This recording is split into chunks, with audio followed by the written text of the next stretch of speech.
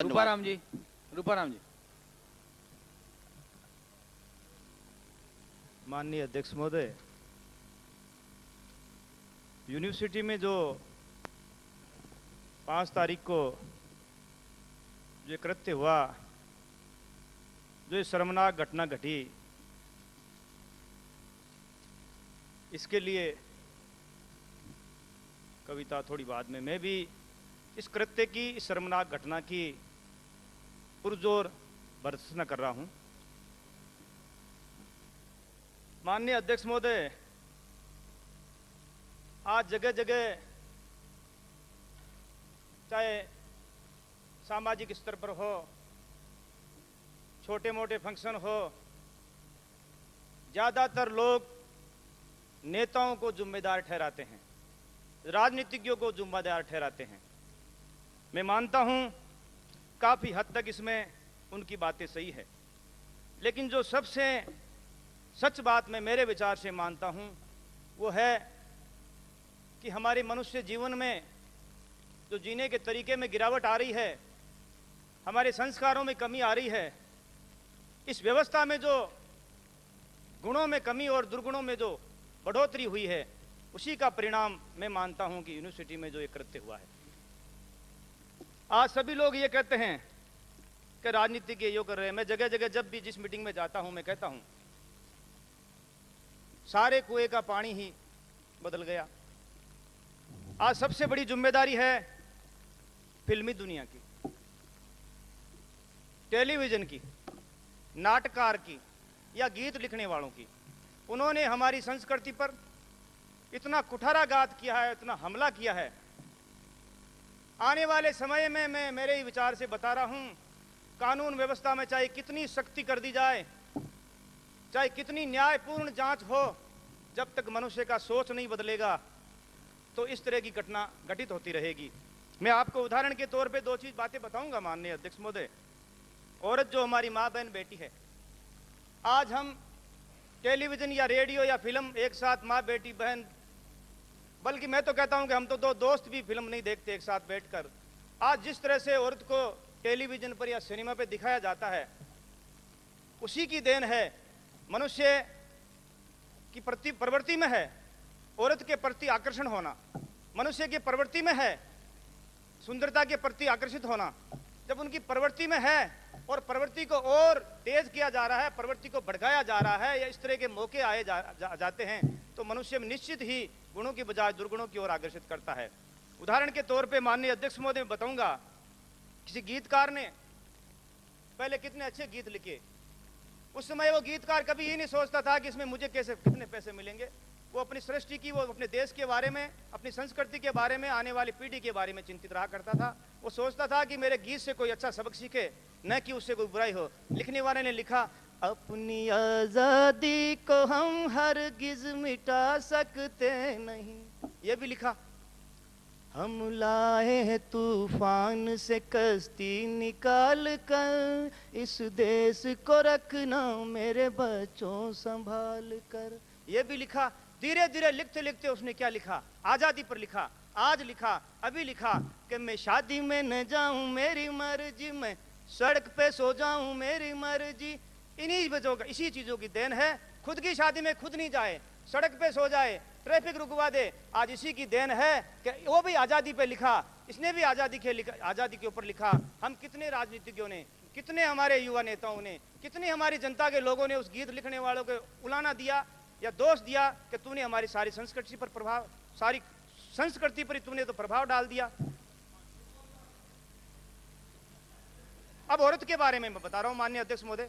बैठ भाई, घंटी बोल गई भैया इस तरह से नहीं। माननीय अध्यक्ष महोदय, औरत जो हमारी माँ बहन बेटी होती है, उसके बारे में किसी ने लिखा, 14वीं का चांद हो। जो जो पर्दे पे औरत के कपड़े होते थे, सुंदर दिखती थी, धीरे धीरे धीरे औरतों के पर्दे पर कपड़े कम हो गए, शब्दों में नंगापन आ गया।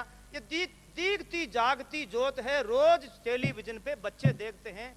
हम चाहे माँ बाप आंख मीच के मूंद ले, आंखें बंद कर ले, लेकिन देखने वाले देखते हैं। उन्हीं का नतीजा है यूनिवर्सिटी घटना की घटना। एक यूनिवर्सिटी में इस तरह की घटना नहीं घटने वाली है, कहीं घटना घटेगी। ये मेरा दावा है कि जिस तरह समाज चल रहा है, जिस तरह व्यवस्था चल रही है, जिस तरह कानून व्यवस्था चल रही है, कोई पार्टी का, कोई बीजेपी का दोष है न कांग्रेस का दोष है, किसी का दोष नहीं, ये दोष हमारी व्यवस्था का है। अगर इसी तरह व्यवस्था चलती रही तो आने वाले समय में हर जगह घटना घटेगी, घट रही है। घटने की बात करते हो तो स्त्री के बारे में वो शब्द लिख के एक लिखा, उस स्त्री की सुंदरता के बखान करते थे, बखान करना चाहिए, बखान प्रभु भी करते थे, ईश्वर करते थे। नारद मुनि खुद भी स्त्री के बखान के, स्त्री की सुंदरता के चक्कर में फंस के 14-13 साल की तपस्या करवा ली। तो आज के तो नए युवक है, मर जाएंगे ये भी। हम तो साधारण मनुष्य है, हम तो दोषी है। मुनि ने 14 साल तपस्या करके औरत की सुंदरता देख के क्यों, हे राम मन सुंदर बना दे, शादी करा दे, वे भी डिग गया। तो प्रलोभन या व्यवस्था क्यों हो रही है ऐसी? मैं आपसे माननीय अध्यक्ष महोदय, एक वो गीत लिखा, एक लिखा, जाने बहर हुस्न तेरा बेमिसाल है, ये भी औरत के बारे में। और आज क्या लिखा उसने? आज लिखता है कि तू चीज बड़ी है मस्त मस्त, तू चीज बड़ी है मस्त। हम सुनकर भी हो जाते हैं सुस्त और कोई नहीं बोलते। तो औरत जो हमारी माँ बहन बेटी, उसको आराम से सुनते देखते जा रहे हैं। मैं खुद आत्मा से इतना चिंतित हूँ। आज कहने को सभी लोग कहते हैं भ्रष्टाचार है, भ्रष्टाचार है। मेरा एक उदाहरण है, 1000 आदमी की एक देश की पॉपुलेशन है, संख्या है। सबसे अलग अलग आप स्टेज पे भाषण दिलवाइए माननीय अध्यक्ष महोदय, 1000 के 1000 यही कहेंगे मेरे विचार से, 1-2 को छोड़कर, कि सब चोर है, सब चोर है। तो फिर चोर है कहाँ? 1000 के 1000 ही बोल गए सब चोर है। हम में से ही तो है कुछ। इसके लिए हमें सबसे पहले अपने आप को टटोलना होगा, अपनी जमीर को टटोलना होगा। आप इस तरह की बात करते हो माननीय अध्यक्ष महोदय। एक रोचक घटना मेरे सामने आई 20 दिन पहले। 2 युवा लड़के आए, एक डॉक्टर था।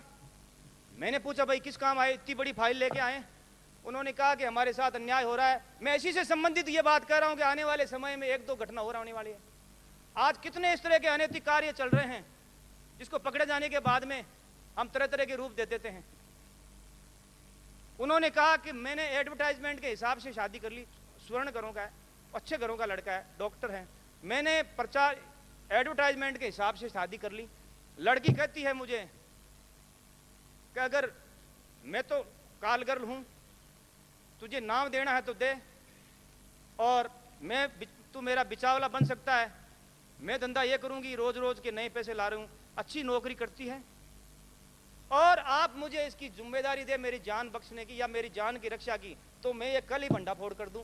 मैंने कहा रे इसके पीछे कितने हैं कि 40 औरतें हैं, तो 40 औरतें तो 100 से बड़े अफसर होंगे। मुझे आश्चर्यजनक बात बताने को ये मिली कि साहब मैंने जिन लोगों से, जिन नेताओं से, जिन अधिकारियों से बात की, उन्होंने मेरी पत्नी का एड्रेस लिया और तीसरे चौथे दिन वहां पहुंच गए। मैं हाथ देखता रह गया। 2.5 साल हो गए मुझे आज।